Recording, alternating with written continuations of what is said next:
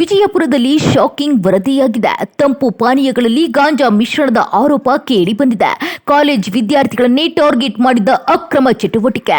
ಆ ಕುರಿತು ಒಂದು ವರದಿ ಇಲ್ಲಿದೆ ನೋಡಿ. ಹೌದು, ವಿಜಯಪುರ ಜಿಲ್ಲೆಯ ತಾಳಿಕೋಟೆ ಪಟ್ಟಣದಲ್ಲಿ ಗಂಭೀರ ಆರೋಪವೊಂದು ಕೇಳಿ ಬಂದಿದೆ. ಅಂಬೇಡ್ಕರ್ ಸರ್ಕಲ್ ಸಮೀಪದಲ್ಲಿರುವ ಜೈ ಭವಾನಿ ಕೋಲ್ಡ್ ಡ್ರಿಂಕ್ಸ್ ಅಂಗಡಿಯಲ್ಲಿ ಗಾಂಜಾ ಮಿಶ್ರಿತ ಪಾನೀಯಗಳನ್ನು ಮಾರಾಟ ಮಾಡಲಾಗುತ್ತಿದೆ ಎಂಬ ಆರೋಪ ಸ್ಥಳೀಯರಲ್ಲಿ ಆತಂಕ ಮೂಡಿಸಿದೆ. ಸ್ಥಳೀಯ ಯುವಕರೊಬ್ಬರ ಪ್ರಕಾರ ಅಂಗಡಿಯಲ್ಲಿ ಲಸ್ಸಿ, ಐಸ್ ಕ್ರೀಂ ಮತ್ತು ಹಾಲಿನಂತಹ ತಂಪು ಪದಾರ್ಥಗಳಲ್ಲಿ ಗಾಂಜಾ ಎಲೆಗಳನ್ನು ಮಿಶ್ರಣ ಮಾಡಿ ವಿಶೇಷ ಪಾನೀಯಗಳ ರೂಪದಲ್ಲಿ ನೀಡಲಾಗುತ್ತಿದೆ ಎನ್ನಲಾಗಿದೆ. ಇದಲ್ಲದೆ ಈ ಅಕ್ರಮ ಚಟುವಟಿಕೆ ಕಾಲೇಜು ವಿದ್ಯಾರ್ಥಿಗಳನ್ನೇ ಗುರಿಯಾಗಿಸಿಕೊಂಡು ನಡೆಯುತ್ತಿದೆ ಎಂಬ ಗಂಭೀರ ಆರೋಪವೂ ಕೇಳಿ ಬಂದಿದೆ.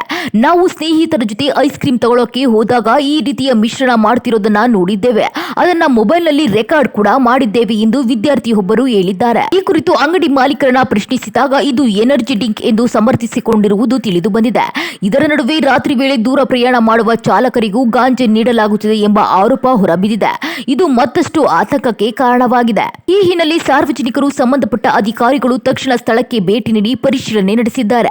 ಭಾರತದಲ್ಲಿ ಜಾರಿಯಲ್ಲಿರುವ NDPS ಕಾಯ್ದೆಯ ಪ್ರಕಾರ ದಾಖಲಿಸಿ ಇಂತಹ ಅಕ್ರಮ ಚಟುವಟಿಕೆಗಳನ್ನು ಸಂಪೂರ್ಣವಾಗಿ ನಿಲ್ಲಿಸುವಂತೆ ಒತ್ತಾಯಿಸಲಾಗಿದೆ.